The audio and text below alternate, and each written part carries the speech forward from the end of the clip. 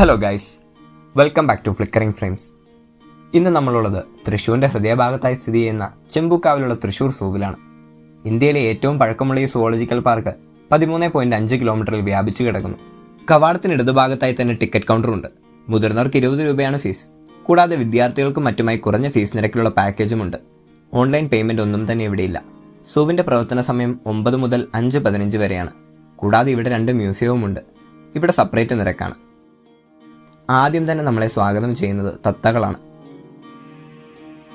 അടുത്തതായി വരുന്ന ഒരു ഉദ്യാനമാണ്. അവിടെ സസ്യങ്ങളുടെ പേരും ശാസ്ത്രീയ നാമവും എല്ലാം എഴുതി വച്ചിട്ടുണ്ട്.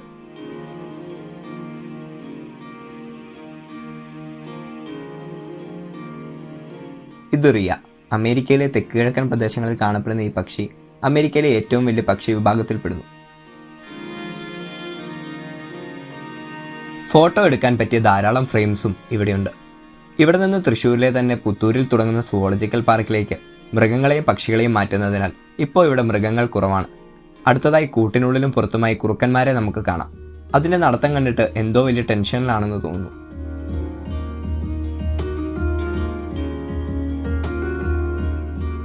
പിന്നെ ഇവിടെയുള്ളത് ഒരു ആർട്ട് മ്യൂസിയമാണ്. ഇവിടെ സന്ദർശിക്കണമെങ്കിൽ സെപ്പറേറ്റ് ടിക്കറ്റാണ്. ഇതിനുള്ളിൽ ഫോട്ടോഗ്രാഫിയും വീഡിയോഗ്രാഫിയും അനുവദനീയമല്ല. അടുത്തതായി ഒട്ടകപ്പക്ഷിയെ നമുക്ക് കാണാം. ഇതിൻ്റെ കാലുകൾക്ക് വളരെ വണ്ണം കുറവാണെങ്കിലും ഇതിൻ്റെ പ്രഹരശേഷിക്ക് ഒരാളെ കൊല്ലാനുള്ള ശക്തി ഉണ്ടെന്നാണ് പറയപ്പെടുന്നത്.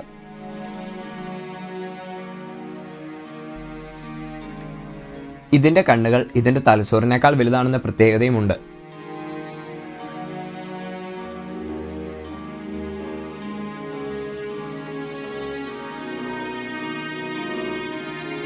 പിന്നെ നമ്മൾ പോകുന്നത് കൃഷ്ണമൃഗത്തെ കാണാനാണ്. ഇത് മാനിൻ്റെ ഒരു കാറ്റഗറിയാണ്. വളരെ മനോഹരമാണ് ഇതിനെ കാണാൻ. അടുത്തതായി മ്ലാവിൻ്റെ അടുത്തേക്കാണ് പോകുന്നത്. ഇതും മാനിൻ്റെ കാറ്റഗറിയിൽ പെടുന്നതാണ്.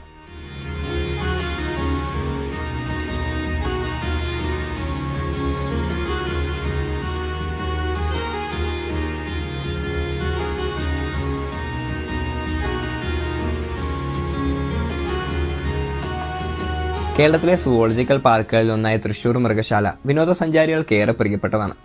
വളർന്നു നിൽക്കുന്ന വലിയ വൃക്ഷങ്ങളും അതിൽ തൂങ്ങിക്കിടക്കുന്ന വള്ളിപ്പടർപ്പുകളുമെല്ലാം ഒരു കാടിൻ്റെ ഫീല് സന്ദർശകർക്ക് നൽകുന്നു.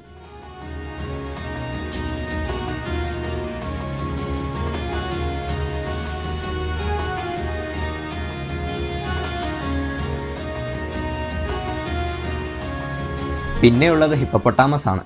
പക്ഷെ ആള് വെള്ളത്തിൽ നിന്ന് കയറാൻ കൂട്ടാക്കാത്തതിനാൽ അടുത്ത കാഴ്ചകളിലേക്ക് പോയി. 10 വയസ്സിൽ താഴെയുള്ള കുട്ടികളുടെ ഒരു പാർക്ക് ഇവിടെയുണ്ട്. അനേകം റൈഡുകളും ഇവിടെയുണ്ട്.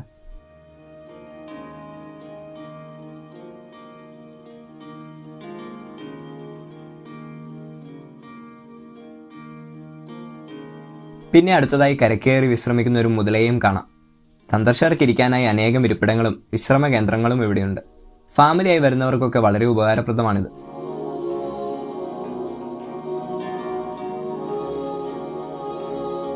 പുള്ളിമാനുകളെയും കണ്ട് നേരെ പോയപ്പോഴാണ് കൊച്ചിയിൽ രാജാക്കന്മാർ ഉപയോഗിച്ചിരുന്ന വഞ്ചി സൂക്ഷിച്ചിരുന്ന റൂം ശ്രദ്ധയിൽപ്പെട്ടത്.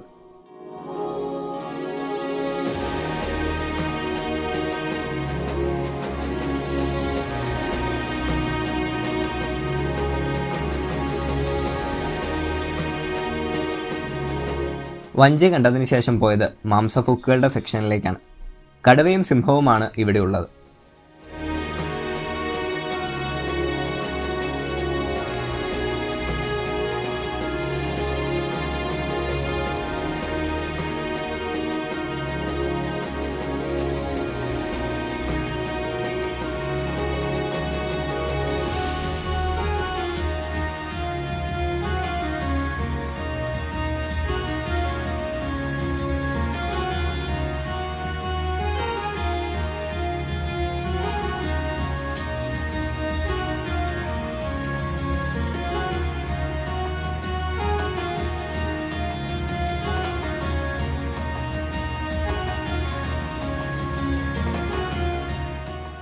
തൃശ്ശൂർ KSRTC ബസ് സ്റ്റാൻഡിൽ നിന്ന് ഏകദേശം 2.5 കിലോമീറ്ററും തൃശ്ശൂർ റെയിൽവേ സ്റ്റേഷനിൽ നിന്ന് ഏകദേശം 3.2 കിലോമീറ്ററും ദൂരം മാത്രമേ ഇങ്ങോട്ടുള്ളൂ.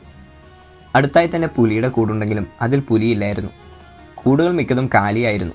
സ്ഥലപരിമിതി മൃഗങ്ങളെ ബാധിക്കുന്നതിനാലും റവന്യൂ ഭൂമിയുടെ ലഭ്യതക്കുറവും കാരണമാണ് മൃഗശാല പുത്തൂരിലെ 336 ഏക്കർ വനഭൂമിയിലേക്ക് മാറ്റുന്നത്.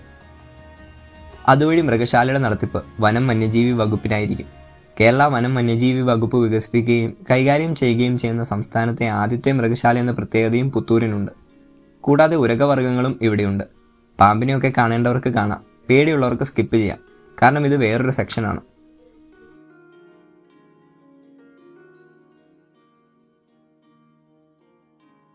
വീഡിയോ എല്ലാവർക്കും ഇഷ്ടമായെന്ന് കരുതുന്നു. ഇഷ്ടമായെങ്കിൽ like, share and thanks for watching.